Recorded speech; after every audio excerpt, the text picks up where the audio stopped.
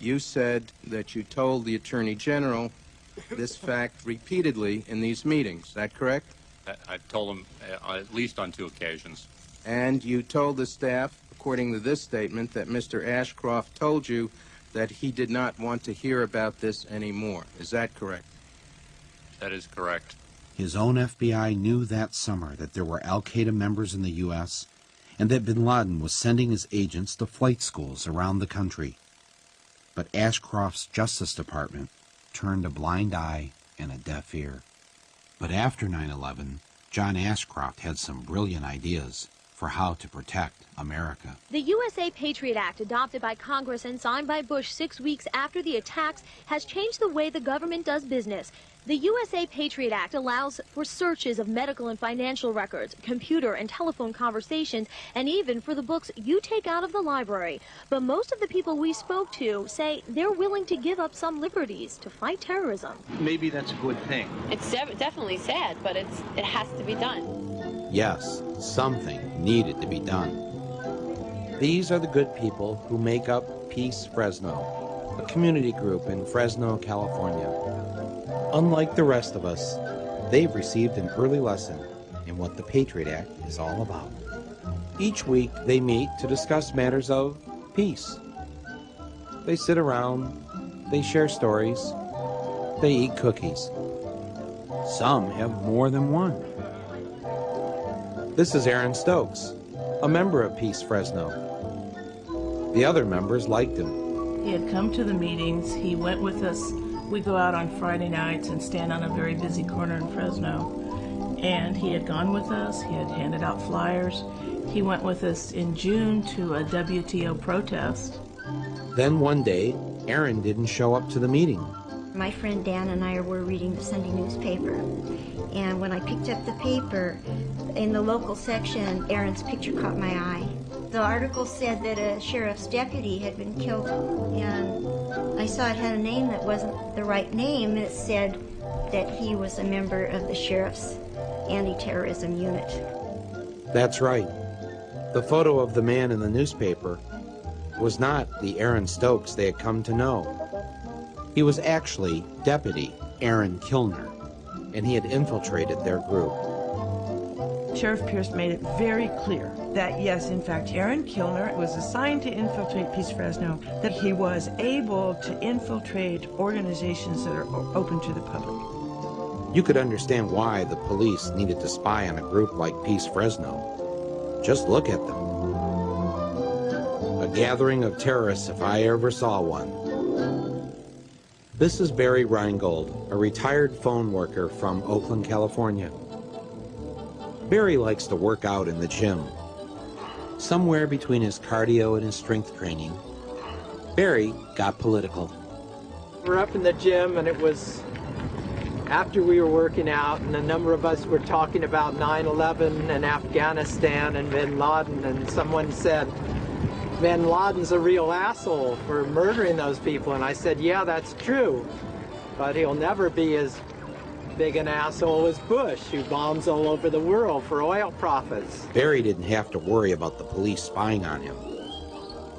His fellow weightlifters were more than willing to turn him in. I was taking a nap, and I guess it was 1:30, 2 o'clock in the afternoon, and they came to my place, and I said, well, who's there? And I said, the FBI. I said, the FBI? I mean, why are they here? Yes, the FBI had come to see Barry, and they weren't there to jazzercise. The FBI said, have you been talking to people about 9/11 and about bin Laden and oil profits and Afghanistan? I said, a lot of people are talking about these things. I feel my rights have been, trampled on. I mean, if you have something to say to me in the gym, well then, fine. Don't tell the FBI and they come to my apartment while I'm taking a nap. There's nothing to be ashamed of here. There's full transparency. There's nothing about the Patriot Act that I'm ashamed of in any way, shape, or form. I have a 1-800 number. Call me. I'm the guy you call if there's a violation or an abuse. If you've got a poster child on this, I want to see it. That's what I do. I'm hired by the people of the United States to provide oversight. I provide oversight. Trent Lott said the day the bill was introduced, maybe now we can do things we've wanted to do for the last 10 years. No, I've always, you know, a dictatorship would be a heck of a lot easier. There's no question about it. I mean, they had all this on the shelf somewhere, ideas of things they would like to do.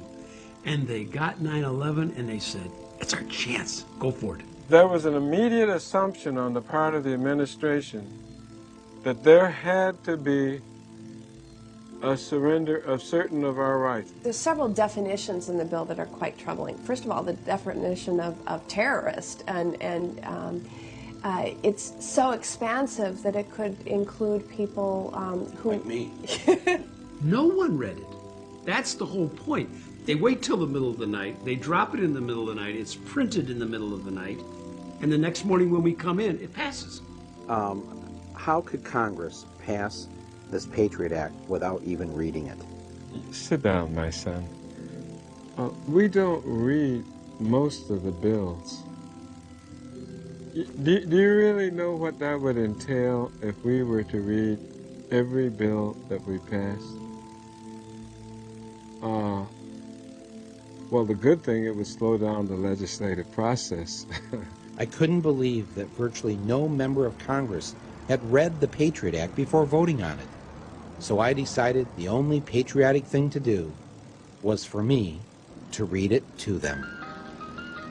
Members of Congress, this is Michael Moore. I would like to read to you the USA Patriot Act. Section 1, Section 210 of this code reads as follows.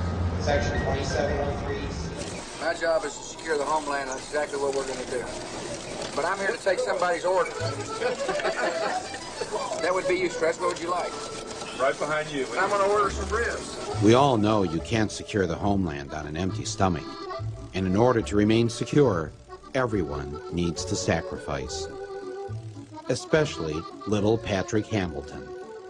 I'm sure each of us has our own personal airport security horror story. But here's my favorite.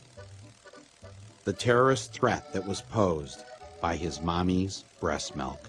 I thought, well, if I just put a little bit on my lips, then that would be sufficient, because obviously I'm tasting it. And she looked at me, and I felt like she was telling me, you need to chug that. She goes, no, you need to drink more. And of a 4-ounce bottle, I wound up drinking 2 more ounces of breast milk that then, because it's touched my lips, has to be tossed. While Homeland Security was making sure breast milk was kept off our planes, they were also doing everything possible to ensure no one could light a firebomb on board. I can bring that on the plane? Actually, you can, yes, you're fine.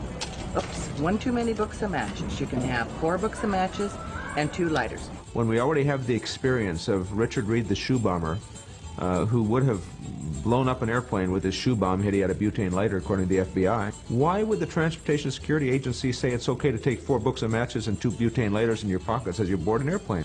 I'm guessing that somebody put pressure on them to say, you know, when an airplane lands, people want to light up pretty quickly, so don't take their lighters away. Okay, let me see if I got this straight. Old guys in the gym, bad. Peace groups in Fresno, bad. Breast milk, really bad. But matches and lighters on the plane, oh, hey, no problem. Was this really about our safety? Or was something else going on? This is where the Pacific Ocean meets the shores of Oregon. Over 100 miles of beautiful, open coastline on our border. And, thanks to the budget cutbacks, the total number of state police protecting it? 1. Part-time. Meet Trooper Brooks. I maybe get a chance to hit this stretch of highway once, maybe twice a week during my shifts. You know, it's just to even drive up here and look. You know, I mean, as far as I know, somebody could, there's lots of things they could do. I don't even want us to expect, because it just makes me ill inside.